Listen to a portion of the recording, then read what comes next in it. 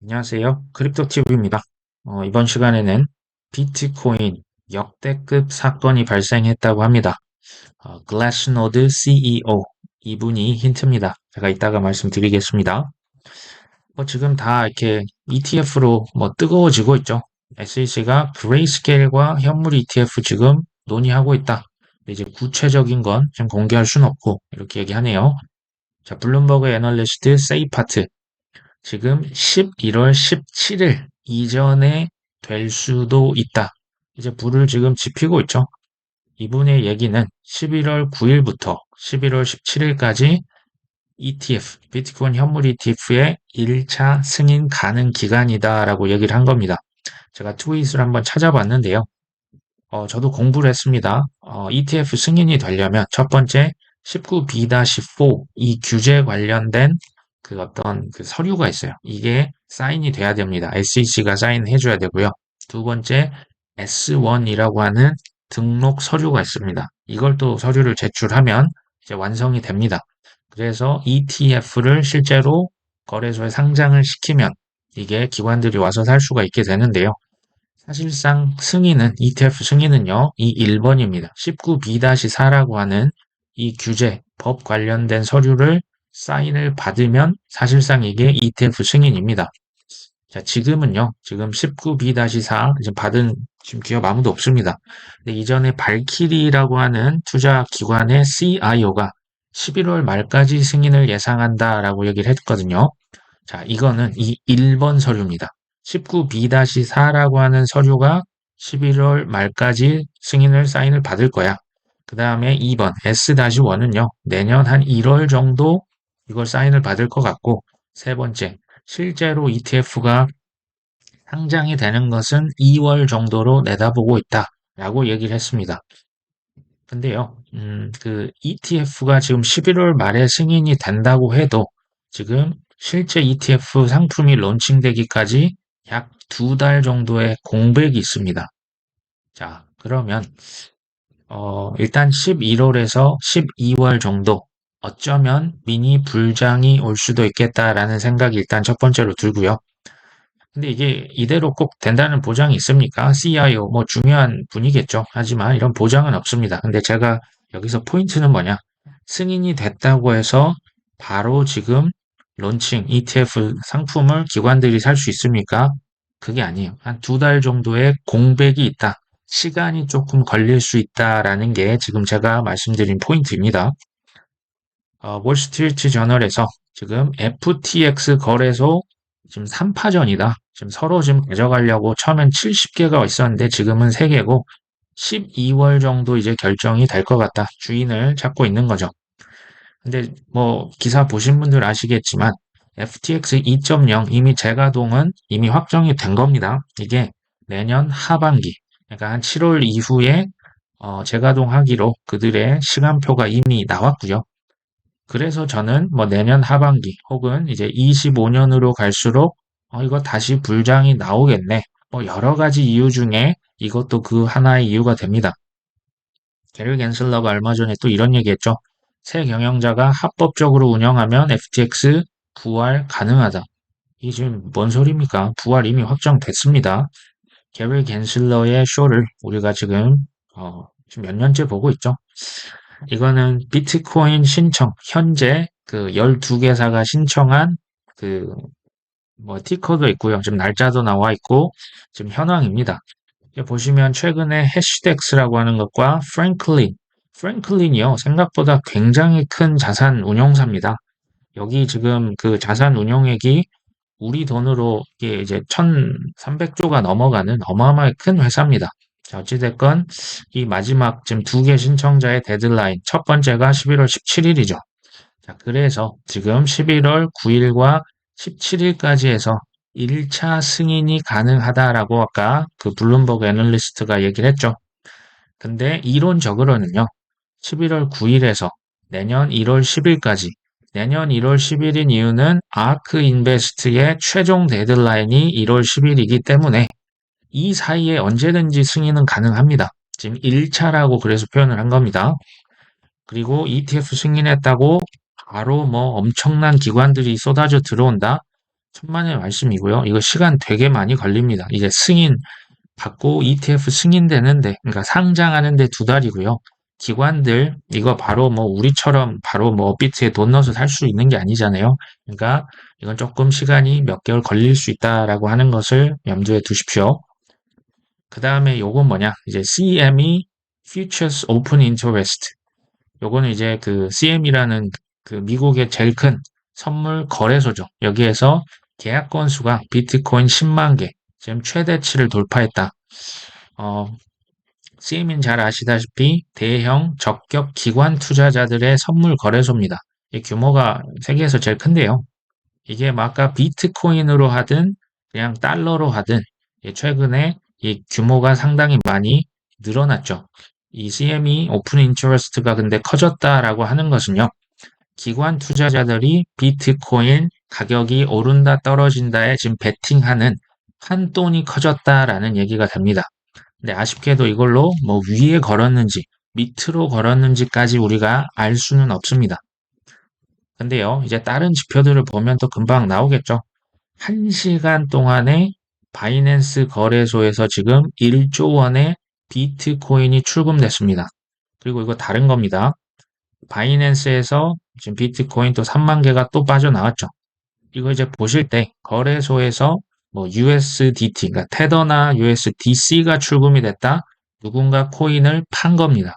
그 판 금액을 지금 달러, 그러니까 스테이블 코인으로 바꿔서 본인 계좌로 이제 이체를 하는 거죠. 이거는 이미 가격이 하락해 있을 가능성이 높습니다. 자, 지금처럼 바이낸스에서 비트코인이 빠져나왔다. 누군가 코인을 산 겁니다. 코인을 사서 본인 지갑으로 이체를 시킨 거죠. 결과적으로는 가격이 올라 있을 가능성이 상당히 높죠. 자, 근데 이걸로 뭐 미래를 예측할 수는 없고요.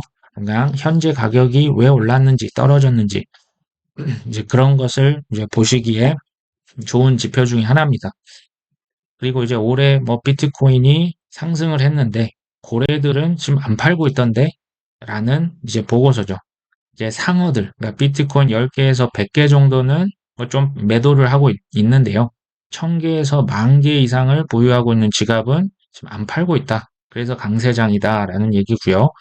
지난 11월 6일도 이제 비트코인 안 파는 지갑이 82만 개가 넘는다.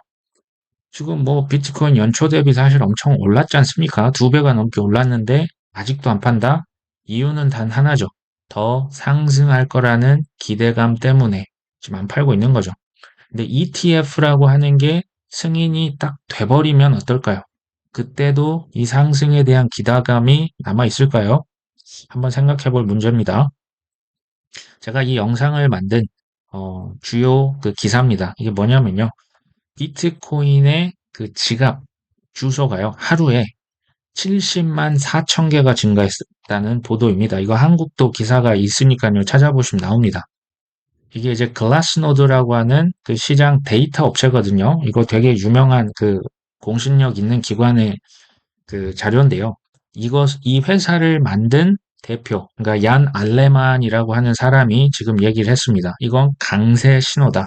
왜냐하면요, 지금 지갑 주소가 이렇게 늘어났다는 것은 누군가 그 네트워크에 지금 조인을 한 거죠.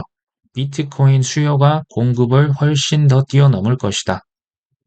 참고로요, 이 얀 알레만 대표는 지난 8월 달에 내년 초에 비트코인이 우리 돈 1억 8천만 원까지 갈 거라고 예측을 한 바가 있습니다.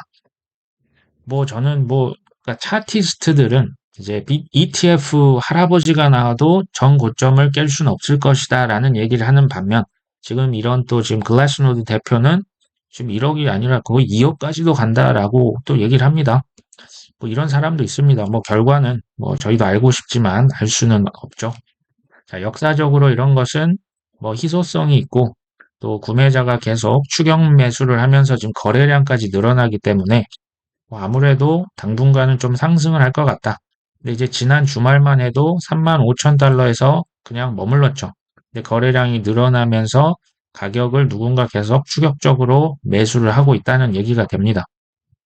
정황상 아까 그 보셨던 CME에서 역대급 비트코인 선물 계약 판돈이 아까 컸었지 않습니까?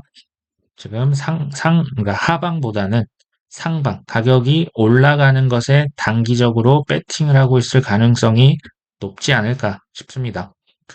자본 흐름은 시장 낙관을 나타낸다.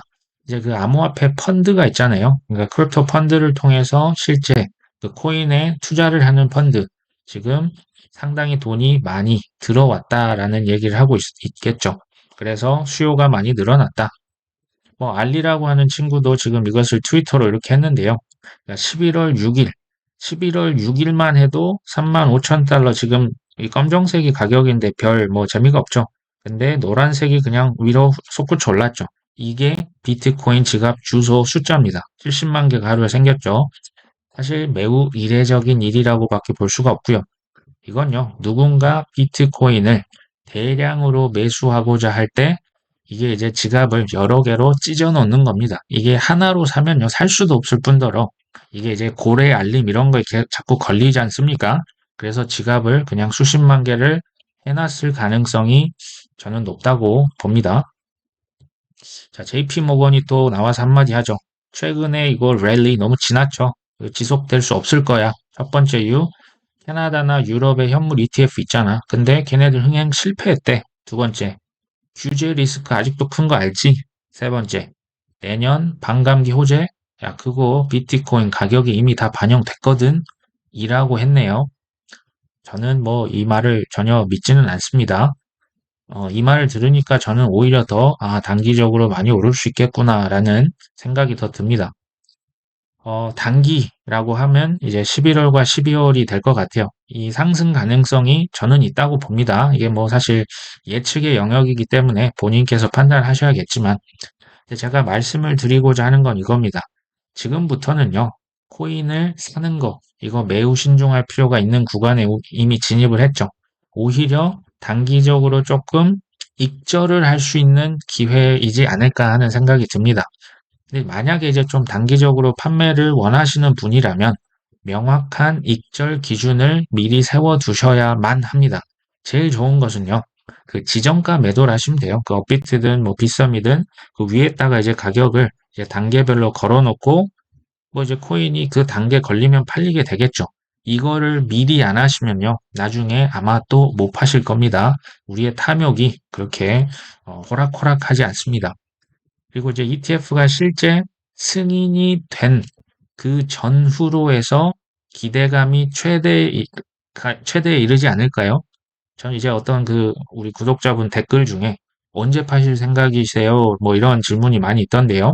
저는 뭐 가격보다는요, 그 비트코인 현물 ETF가 실제 승인이 이제 된 거, 그 전후에 아마도 저는 그때 기대감이 클 거고, 그때가 단기 매도 적기라고 봅니다. 단기입니다. 단기 매도 수익을 이걸 또 빼가지고 또 이제 눈앞에서 번쩍번쩍 하니까요. 또 포모에 들어가서 비싼 가격에 사지는 않았으면 좋겠다. 이 단기 매도한 건요. 그냥 지갑 따로 빼놓는 게 어떨까 하는 생각입니다. 자, 중장기. 나는 뭐 단기 이런 단타 하기 싫다. 그게 제일 좋아요. 사실 뭐 2년, 3년, 5년, 10년 두시는 게 제일 좋습니다. 그대로 그냥 두시면 되는데 이제 그 단기적으로, 이건 사람의 또 그 상황이 다르시잖아요. 근데 제가 좀 이제 중점적으로 말씀드리는 건 한 번도 지금까지 팔아본 적이 없으신 분 생각보다 있어요. 이게 파는 게 사실 쉽지가 않거든요. 근데 이렇게 팔아서 수익화한 이런 이기는 경험을 몇 번 쌓아가는 게 전 중요하다고 봅니다. 투자가 뭐 한 번, 두 번 뭐 단타 쳐서 끝나는 게 아니라면 이런 경험을 한번 해보셨으면 좋겠다. 왜냐하면요, 내가 수익을 확정했다는 것은요, 나의 탐욕을 절제했다는 얘기가 됩니다. 이거 절대 쉽지 않습니다. 그리고 이제 ETF 승인이라고 하는 게 특히 기관들이 많이 샀다면 소문에 사서 뉴스에 팔 수도 있기 때문에 뭐 전부는 아닐지언정 뭐 누구는 20%, 뭐 어떤 분은 50%뭐 정하셔서 조금 뭐 익절의 기회로 삼으시면 어떨까 하는 생각이 들고요. 자, 마지막으로 어떻게 보면 투자에서 제일 중요한 딱 한 가지를 골라라. 뭐 많이 있죠. 근데 저는 저가 매수라고 생각을 합니다. 이건 제가 앞으로도 계속 강조를 할 겁니다. 자, 저가 매수를 한다는 것은요, 편안하고 여유 있게 투자를 한다는 얘기입니다. 왜 편안하고 여유가 있을까요? 저가에 샀기 때문이죠. 저가에 사면요. 가격이 오르든 떨어지든 어차피 내가 싸게 샀기 때문에 흔들리지 않습니다. 밤에 잠도 잘 주무십니다. 자, 이게 뭡니까? 이게 이기는 투자죠. 시간이 갈수록 더 유리해질 수밖에 없죠. 그럼 누가 저가 매수를 할 수 있을까요? 저는요, 환희에 한 사람들이 저가 매수를 또 할 수 있는 가능성이 높다고 봅니다. 더 정확히 말하면요. 자, 그럼 누가 이제 또 환희에 팔 수가 있겠냐? 실수 많이 하셨던 분들 중에 나오겠죠. 시행착오를 겪어서, 아, 이때 이 정도 되면 그냥 팔아야 되는구나. 지정가 매도로 팔고 현금을 확보해야 되는구나. 그 현금을 확보했던 승리의 사람들이 다시 한번 이제는 공포를 참아가면서 저가에 매수를 할 수 있지 않을까라는 생각이 들고요. 오히려 이런 분들 현금을 많이 들고 있으면 있을수록 폭락장이 오면요. 한의를 느낄 겁니다. 당연히 좋은 자산을 정말 박앤 세일에 살 수 있는 절호의 기회라고 생각을 할 겁니다. 그런 분 여기 있죠. 바로 워런 버핏입니다. 불황은 또한 기회라고 하셨죠. 자, 워런 버핏이요. 이전에 170조 정도 되는 현금 들고 있었는데요. 지금 206조 2,400억을 손에 들고 있습니다. 지금 폭락을 마음속으로는 어서 오라고 지금 몇 년째 사실 기다리고 있거든요. 이게 쉽지 않을 겁니다. 하지만 또 마음속으로는 또 좋아하고 있을 수도 있죠. 자, 우리 크립토 TV의 구독자분들도요. 환희에 한 번 정도 뭐 전부는 아닐지언정 조금 팔았다가 또 공포에 나중에 폭락이 뭐 경기 침체다 뭐 위기가 온다면 공포에 사서 또 2024년, 25년 좋은 결과, 이때 또 환희에 팔면 되겠죠. 그래서 좋은 결실을 잘 거두셨으면 하는 마음이 있습니다. 자, 오늘 방송 여기까지 합니다. 끝까지 시청해 주셔서 감사합니다.